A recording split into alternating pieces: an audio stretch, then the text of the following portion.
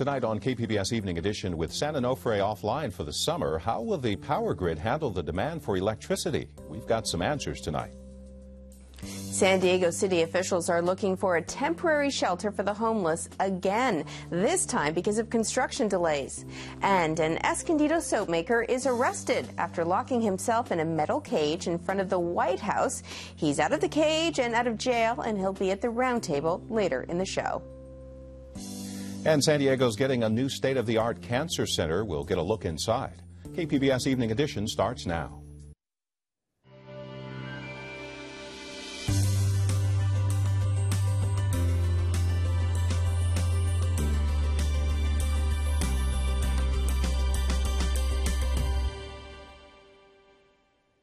Good evening. San Diego's utility company says it will be able to keep the lights on this summer, even though one of the county's most reliable power sources will be offline during the hottest months of July and August.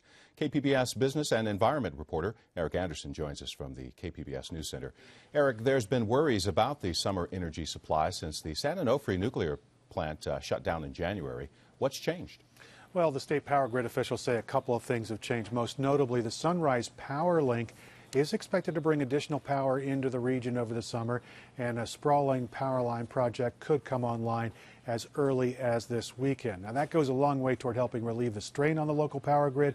State officials say they're also unretiring a couple of power plants in the LA basin, and they've upgraded the transmission corridor from Orange County. Grid officials say all of those things together give them an adequate power supply cushion. Well, that is the supply side of the equation. Is there anything customers can do? Absolutely. The utility and state power grid are counting on customers to conserve, especially on high demand days. They think that customers can cut back the demand for power somewhere between 5 and 10%. SDG&E is also offering customer credits on bills if customers sign up for a program, and then they reduce how much power they use on those peak usage days. Will this keep blackouts from happening? Utility officials say the chance for blackouts is very small, but of course they can't control everything. The power supply cushion here in San Diego not as big as the rest of the state, and that makes the local system vulnerable. They say an unexpected plant breakdown, a wildfire that might affect a major transmission line, or a long heat wave could create a situation where blackouts are possible. KPBS business and environment reporter Eric Anderson. City Council in Encinitas is planning to take a closer look at safety concerns at San Onofre. Community activists asked Council to examine possible nuclear fallout and the size of the plant's emergency evacuation zone. Formal discussions haven't been scheduled yet.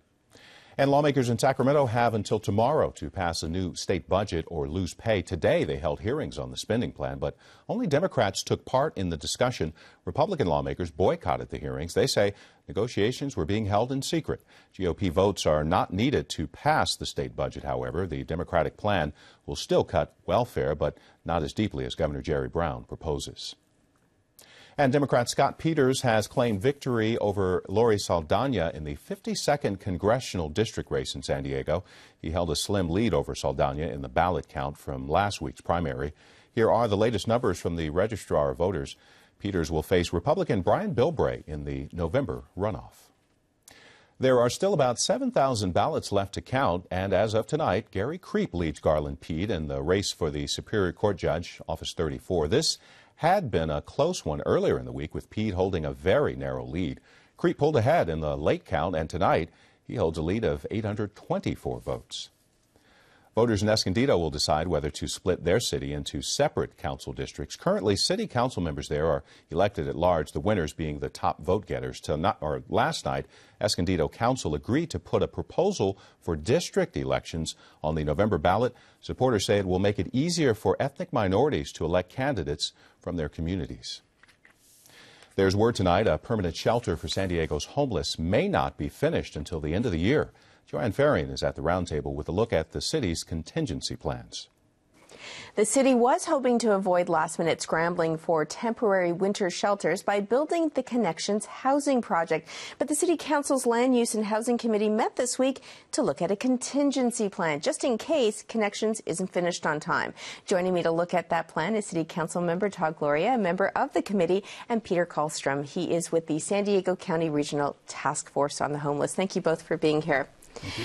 Councilmember Gloria, let's start with what is the holdup right now with Connections? Well, there's really no holdup. What they have is a year-long construction plan to adaptively reuse a historic building previously owned by the city to turn it into a homeless facility. And they started construction on December 1st of last year, which means, according to their plans, they'll open on December 1st of this year. But as we know, the winter shelter typically opens the week of Thanksgiving, so we're already missing a few key critical days. And it may be, because construction is so uncertain, that we might bleed over. And so we want to have a plan in place to make sure that we don't miss a beat and that we do serve some of our most vulnerable citizens at the worst time of the year. Didn't City Council then know this going into this year, that you'd have to come up with some backup plan if it's not supposed to be finished till December? Well, you may have seen the committee action yesterday, but the fact of the matter is we've been working on this for some time to identify the funding, to come up with the contingency plan, to take all the necessary documents and notifications. So we've been aware of this for some time and been working on it. And the first step was what you saw yesterday in terms of the public hearing. You'll see future City Council hearings, again, if necessary. But we believe it may be necessary. Now, Peter, every year you're involved in the homeless count. Tell us this past year what you learned in that count. Right. Every year in late January, we conduct what's called the annual point-in-time count. So we assess unsheltered as well as sheltered homelessness throughout the county. In January's count, we assessed approximately 9,641 people between both unsheltered and sheltered, with about 55% of those being on the street. It certainly doesn't account for everybody, but it's the best barometer that we have of how many people are homeless. And in downtown, it's approximately 1,000 people who are living on the street. So, Councilmember Gloria, we know that when Connections is built, it's not going to be big enough. It's 134 beds for interim housing, 16 special needs, 73 for permanent housing. What do you do with everybody else? Well, the difference in this is that it's a year-round presence, and my concern all along has been that with the winter tent system, that we seemingly only care for the homeless for 16 weeks in the wintertime, and we can do better than that.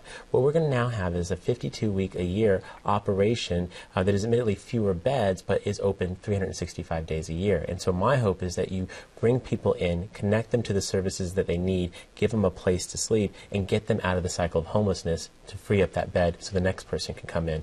It's a whole new strategy and approach for our city. It's cutting edge, and it's something that I think will work successfully, and when it does, that we'll replicate it throughout the community in other places other than downtown where we know we have homeless problems. So this is a first step, but I think it'll be a successful one. Mm-hmm. Peter, we've talked about Project 25 in the past. That's another sort of multidisciplinary project to get people off the street. Folks who are the most chronically homeless. And it's actually about 35 people that they're serving. They just didn't reprint the stationery. But they're serving even more people. It's addressing those who are costing the system the most because of high medical costs and so many other public service issues.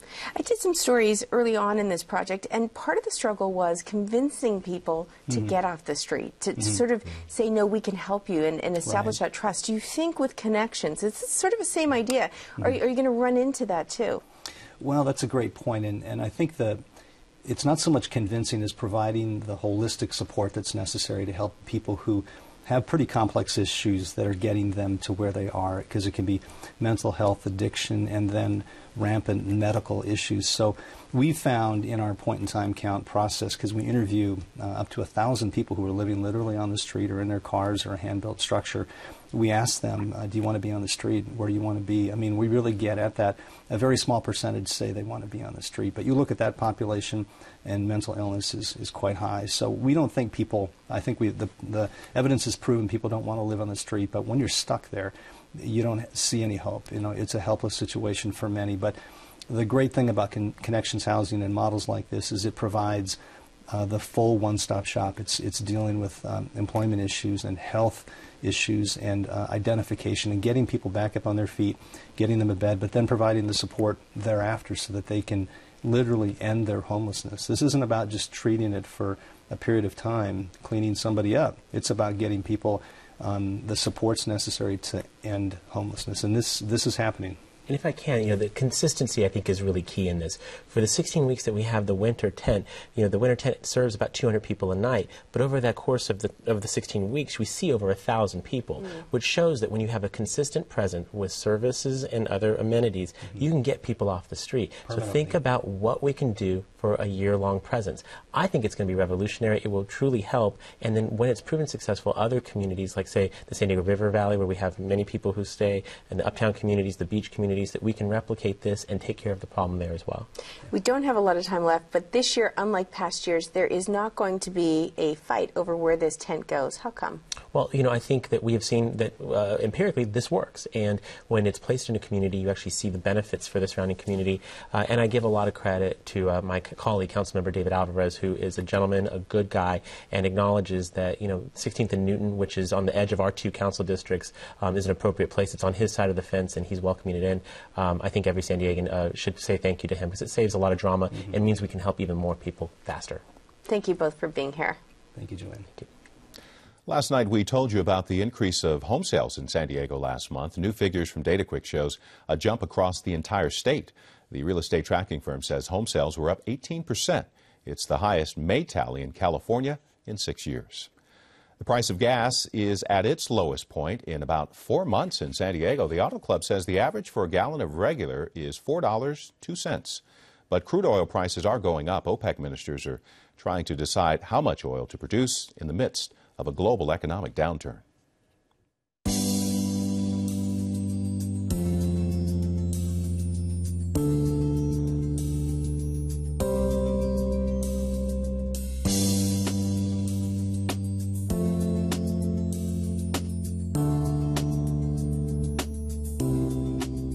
There's a new weapon against cancer in the South Bay. Sharp celebrated the grand opening of a new cancer treatment facility in Chula Vista today. KPBS health reporter Kenny Goldberg says the state-of-the-art center has a lot of distinctive features. It looks more like an art museum than a medical center. The lobby has colorful pictures, a fireplace, and lots of natural light. The corridors are wide and filled with paintings. But make no mistake, this is a cancer treatment center with the latest high-tech equipment. Still, even in the radiation treatment rooms, there are floor-to-ceiling windows with garden views. Developer Douglas Barnhart says he gave the center's designers a clear message. I said, you design me a cancer treatment facility, not from the doctor's point of view, not from the hospital's point of view or the insurance company's point of view or anything else. You design it from the patient's point of view. Barnhart is a cancer survivor himself. He's proud that this center will carry on the fight. One of my daughters put it on Facebook, and she captioned it with "Kicking Cancer's Butt the Barnhart way." And so I like that.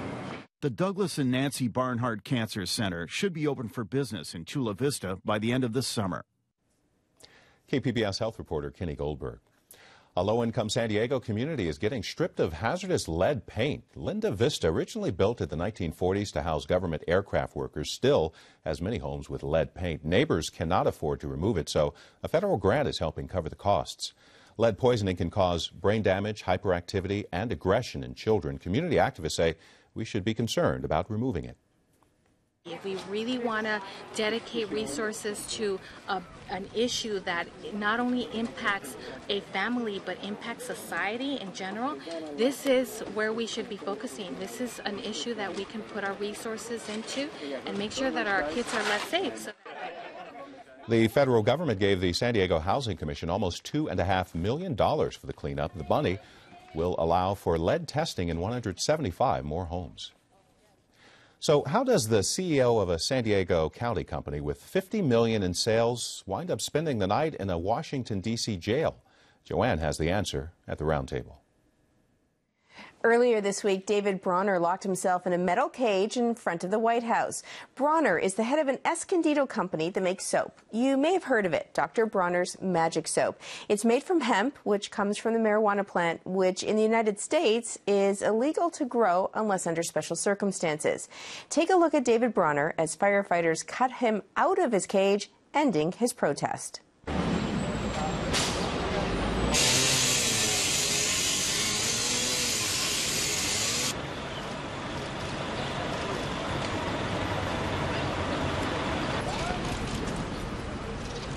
And David Bronner joins me now. David, thanks for being here. So they obviously let you out of jail because here you are. Why were you protesting? Well, you know, for over a decade, we've been using hemp seed oil as a super fatty ingredient in our soaps. Hemp seed oil is really high in the essential omega-3 essential fatty acid that the American diet is chronically deficient in, and doctors traditionally recommend certain types of fish to obtain and fish oil supplement. At the same time, warning people from eating too much fish and fish oil supplements because of mercury and other environmental toxins. So hemp seed is one of the very few alternative significant sources of omega-3. And that's what's really driving hemp seed foods on the food side. And then cosmetically and in a soap product, that omega-3 makes the lather much smoother and less drying. But the issue really here is hemp versus marijuana. Tell us the difference. Are they two different plants, the same plant? What is the difference? Well, they are very different varieties of the cannabis species. The way that a Chihuahua and a St. Bernard can technically interbreed, but they are very different varieties. The fiber and seed varieties of cannabis, industrial hemp cultivars, have never been psychoactive. They've been bred for millennia for fiber and seed and are completely separate from medicinal and recreational strains. Most of the rest of the world has moved on and has re-commercialized industrial hemp farming, has recognized that this has nothing to do with marijuana varieties. So, all countries in Europe, China, Canada, pretty much every industrialized economy and country has re-commercialized industrial hemp farming except for the United States. So you're saying basically with that variety of marijuana plant, you can't get high if... You can't, yeah. It's not possible to get high. Off that, okay. Yeah. So if it's illegal here in the United States, where do you get the hemp for you to make your soap? Well, we are forced to send over $100,000 a year for 20 tons of hemp seed oil from Canada. So Canada re-commercialized in 1998, initially we were buying from Europe, and then by 2000 the quality out of Canada was higher than the European. We really felt that we were on the cusp of re-commercializing in the United States as well. It's just time to get with the program. But under Bush, it was just a very regressive time on the drug policy front generally. In industrial hemp, we thought this is just such a non-issue. We could get it out. We couldn't. Then with Obama, finally, here's this guy who touts his own science, rational-based approach to policy, and who had voted as a Illinois state senator twice for hemp cultivation under Illinois state law. We really expected that, okay, finally we're going to be able to... Which was your protest there. Our protest is like the fourth year of the administration. Right. He's been blowing us off, his drug czar, and has issued the most Orwellian Bush-era type... But you've got some support, and I want to point to that now. So Senator Ron Wyden from Oregon actually has introduced some legislation. I just want to show our audience a clip from him now. The only thing standing in the way of taking advantage of this very profitable crop is a lingering misunderstanding about its use. So now we also asked the DEA, the Drug Enforcement Agency, for a comment with regard to the story. They sent us this statement. They say all marijuana plants contain THC, and it is illegal to grow plants that contain THC without a DEA registration. That comes from David Levy. So you want to change that? Yeah, well, and it's this kind of Orwellian doublespeak. I mean, Congress clearly exempted hemp fiber and seed products. That's legal, and it's legal to import. But we're handing this, booming, the world's largest consumer market for hemp seed and fiber products to Canada, to China.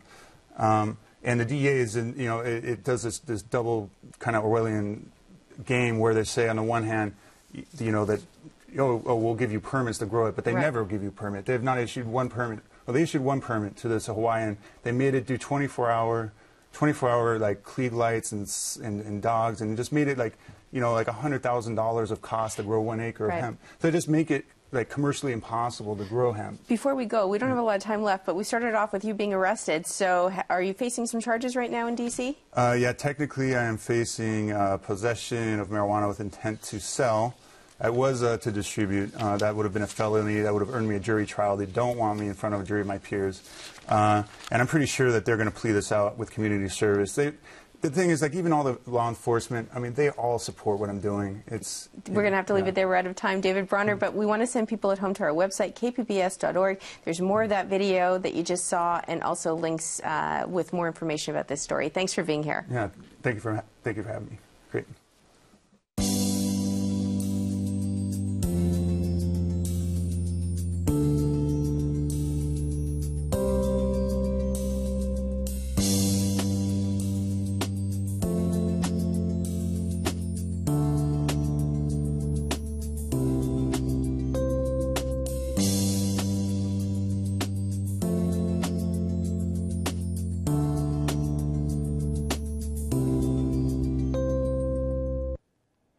More than 35 years ago, the city of San Diego began planning for a new central library downtown. The building is finally beginning to take shape. KPBS video journalist Nick McVicker gives us a peek inside. Recently, you may have noticed a 9-story building rising above Park Boulevard in downtown San Diego. Local architect Rob Quigley was tapped to design the building in 1996. It's very unusual for a local architect to be awarded a building of this significance. So that was really, really special and meant that this was my library as well. The new library will replace the current one on East Street downtown, which was built in 1954. The new space will double in size to nearly 300,000 square feet. It will house over 1 million items and over 400 computers.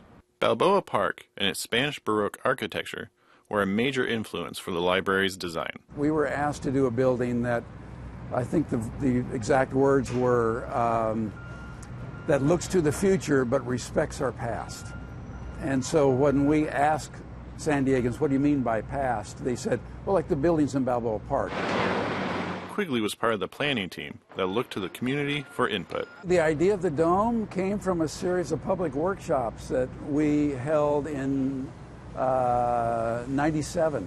It was meant to symbolically tie back to Balboa Park and the buildings that are part of the history of San Diego. And so we learned from those buildings in a lot of different ways. One was studying the Laugh House there, the Botanical Garden building. And so this dome is actually a outgrowth, or was inspired directly by that building.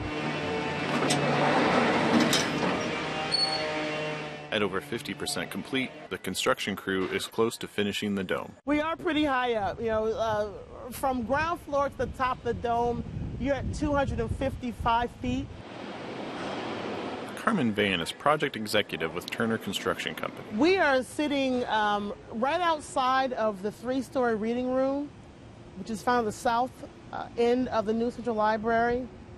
You'll see right behind me is one of our ribs, the support structure for the dome. The dome will have 8 sails with perforated panels to provide shading for the reading room. A 3-story, 64-foot cube, identical to the lobby below. So as great as this building looks and how amazing it's going to be as a community gathering place, this is really about the people that it's going to serve. Mel Katz has served as chair of the San Diego Library Foundation since construction began in July 2010. In addition to public space, the library will also host a charter school. Inside the library on 2 floors will be 500 students in a high school, and they enter right over here, down on 11th Street here. Our children's section is over 10,000 square feet, and our teen center is over 6,000 square feet. Despite the abundance of information in the digital age, people are still visiting libraries. In the last year, people visited the county's libraries over 6 million times. In my mind, there's kind of an ironic phenomena happening that in this digital age where with Facebook and everything else, there's instant communication, and one would think that libraries would become less important, and it's actually been the opposite. Quigley adds that when construction was starting, they had planned to have every desk in the library wired for internet connectivity. Now the building is just one big Wi-Fi hotspot. This library is more than a warehouse for books. It is that, but it's so much more than that. It's really, the modern library is really the common ground for all San Diegans. It's the one place where we're all equal, we can all go to, and it will have resources that are just really not available anywhere else in the community. This library will change this community, will change this entire San Diego region, and more than anything, will change the people that use it. That story from KPBS video journalist Nick McVicker. Construction should be complete in July next year. The budget for the library, $185 million.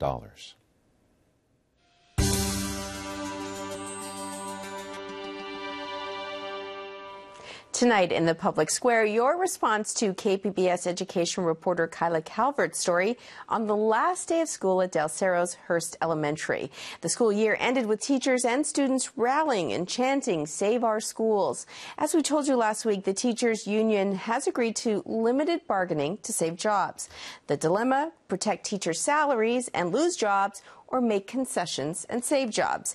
Well, that had one teacher questioning what we value as a society and whether we're willing to pay taxes for the things we care about. S.D. Frank writes on KPBS.org, unfortunately, the California public simply doesn't value education, and they have the right not to. Visit a school site sometime. We are a public who schools their children in parking lots full of movable trailers. Though emotionally painful, in the short term, maybe it is better to have 5,000 living wages than 7,000 working poor. Well, are you a teacher? Would you like to share your comments? Send me an email, jferrian@kpbs.org, or you can post a comment on Twitter or on our Facebook page. The top speller in town has an offer to become an Aztec. Snigna Nandapati won this year's Scripps National Spelling Bee. Today, San Diego State President Elliot Hirschman stopped by Francis Parker Middle School to give her a university sweatshirt and an offer of a 4-year scholarship. She's got some time, though, to decide. She is in the 8th grade. And you can find tonight's stories on our website, kpbs.org/evening edition. Thanks for joining us. You have a great night.